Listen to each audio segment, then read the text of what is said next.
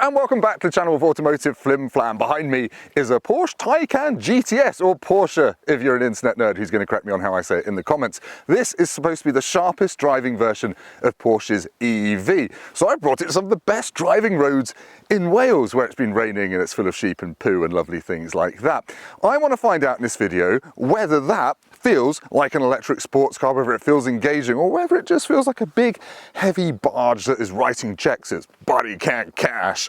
And yeah, we're going to have some fun doing it. Now, I've reviewed the Taycan several times on the channel before, so I'm not going to go into all the ins and outs of it, so click up there, I think, if you want to watch one of those videos. Otherwise, let's go and find out what makes the Taycan GTS tick. Usually in Porsche land, GTS means you've got some driver-focused options and more power, and that is true here.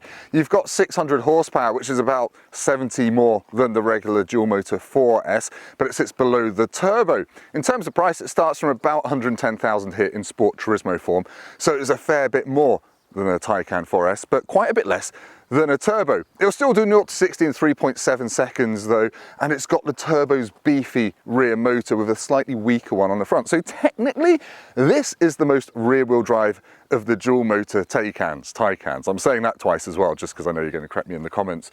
But yeah, that's the main difference. It sits on air suspension. It's got Porsche Active Suspension Management PASM as standard, so you can really tighten it up. And yeah, I think we're going to have some fun with it. I'm going to show you some other little details, and then we'll get cracking.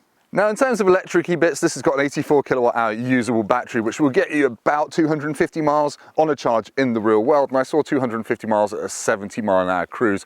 I was getting about 3 miles per kilowatt hour, which is pretty impressive considering that's not what this is designed to do, but it's just like a slippery otter slicing through the air on a banana skin of oil. But it's lovely. It's got 20-inch alloy wheels, a special GTS design, and it's got black bits all over it as well. This one's got optional rear steer, and in terms of options, it's got £20,000 worth of options on it because it's a Porsche. Things like electric folding door mirrors. It's just ridiculous. But anyway, I'm not going to harp on about that. I'm just going to go and drive it. So let's get cracking. Now, I just want to quickly point out that I was recording these driving impressions at the end of a strenuous 2-day shoot for work. And I've driven this car about 500 miles at this point, so I look a bit knackered, I sound a bit flat. But yeah, I've driven this car a lot more than what you're seeing in this video. Let's go. Right, I'm going for a drive in the Porsche Taycan GTS. I've been driving it a lot. I've done about 300 miles across Wales in the past couple of days.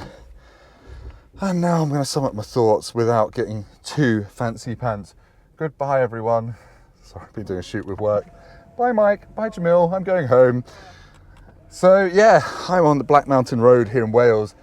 The A4069. It used to be a legendary driving road, but I think people have ruined it over the past couple of years, and now it's a 40 mile an hour road with average speed cameras. However, I've been parked there for 3 hours.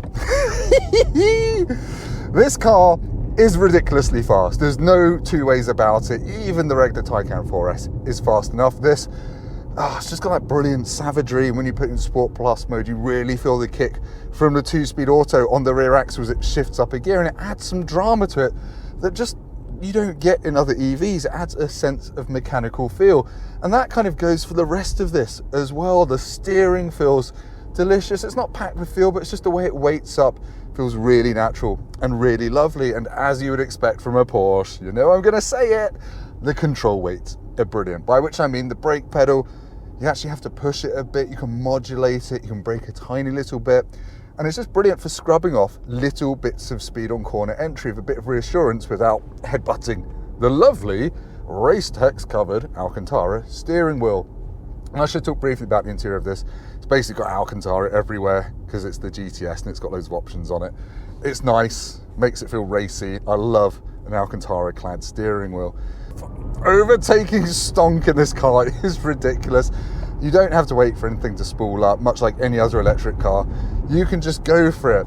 Put it in Sport Plus mode and the suspension firms up, the air springs work really well. And there's just no roll in the corners, and it's just so impressive.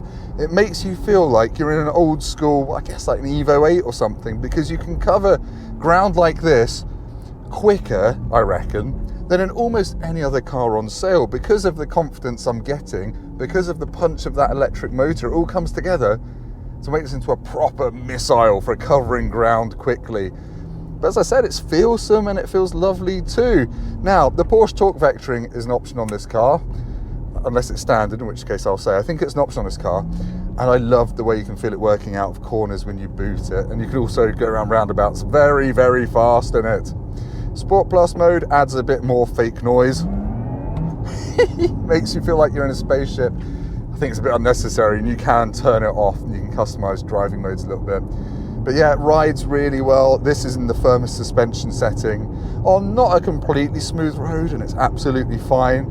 Put it in comfort mode on a motorway and it's really blissful for cruising along. I just really struggle to fault the way this drives. If I was going to pick one flaw in the Taycan's lovely carmine red armour, it would be that it can't disguise its weight fully. If you're hard on the brakes into a corner at 80, 90 miles an hour, you will feel its mass subtly shifting around, but it's very well controlled.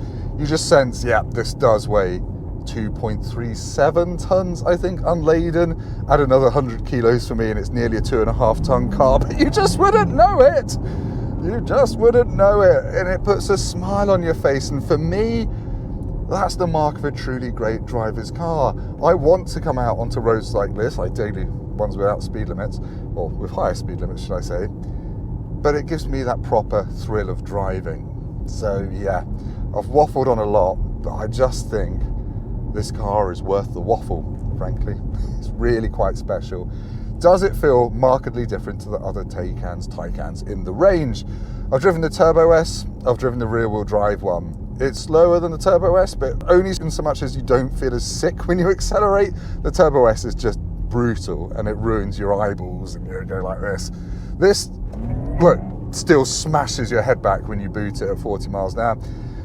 But I think it feels a little bit more up on its toes than the Turbo, a bit less sledgehammery, and obviously the rear wheel drive one that I've driven is way slower than this. And to me, it didn't feel as special. I think I love the dual motor setup most in one of these. Whee! Look, I know there are going to be people out there who love Teslas. That's fine, you can love Teslas.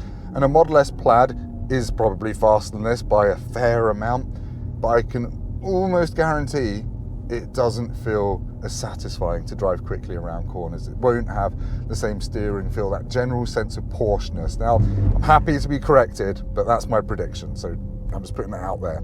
But anyway, I've talked long enough about this car. Let's go back to me in a lay-by for a conclusion in which we find out if I've got a speeding ticket or hit a sheep, or hopefully neither. So in conclusion, is the Porsche Taycan GTS the ultimate super geiles Notgeil driver's EV? Well, rather boringly, I'm walking into it, I'm gonna have to say, yeah, it is. It feels just like a Porsche. It's got the nerdy steering feel, control weights and all the rest of it that you've come to expect from a Porsche, however you want me to pronounce it. Leave me the hate in the comments. It feels connected to the road, it feels planted, it almost feels a little bit playful when you boot it up corners in Sport Plus mode as well, thanks to that stronger rear motor. It is stupidly Schnell, but it's also very comfortable. It's got a decent enough range. The only downside I've got with this car is the price. It's 110 grand basic, this is 130 grand with options. It's just ludicrous, but the boring caveat is that if you've got the money and you want an EV that is thrilling to drive, it can cover ground faster than any other internal combustion engine car this side of a Chiron, go and buy one. Right, thank you ever so much for watching. If you like this video, please hit like, do subscribe to the channel. So I've got plenty more car reviews, not in Wales sadly, coming soon. Go down to the comments and leave me the German word for a very quick sausage. See you next time.